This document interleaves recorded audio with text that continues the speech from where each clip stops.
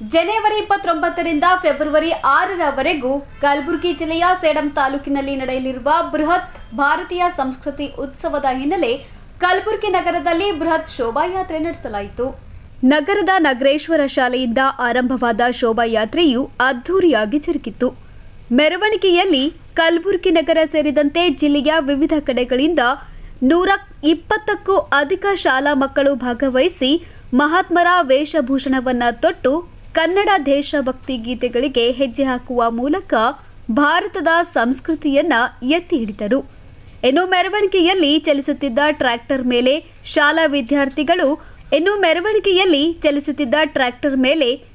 ವಿದ್ಯಾರ್ಥಿಗಳು ಮಲ್ಲಗಂಬ ಸಾಹಸ ಪ್ರದರ್ಶನ ಮಾಡುವ ಮೂಲಕ ನೋಟುಗರ ನಿಬ್ಬೆರಗಾಗುವಂತೆ ಮಾಡಿದ್ರು.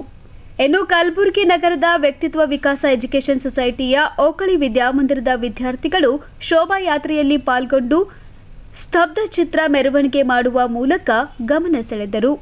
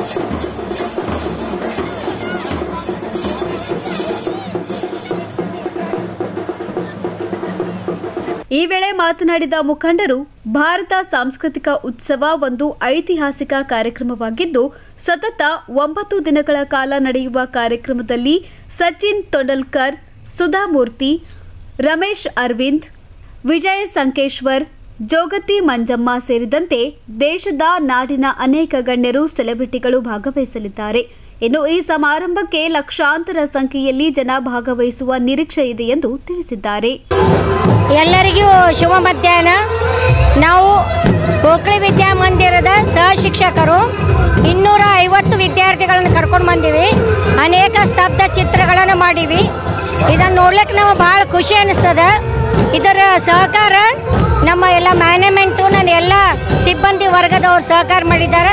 ನಮ್ಮದು ಎಲ್ಲ ವಿದ್ಯಾರ್ಥಿಗಳ ಪಾಲಕರು ಕೂಡ ಇದರಲ್ಲಿ ಭಾಗವಹಿಸಿ ಸಹಕಾರವನ್ನು ನೀಡಿದ್ದಾರೆ. Bureau report in Gulbarga news.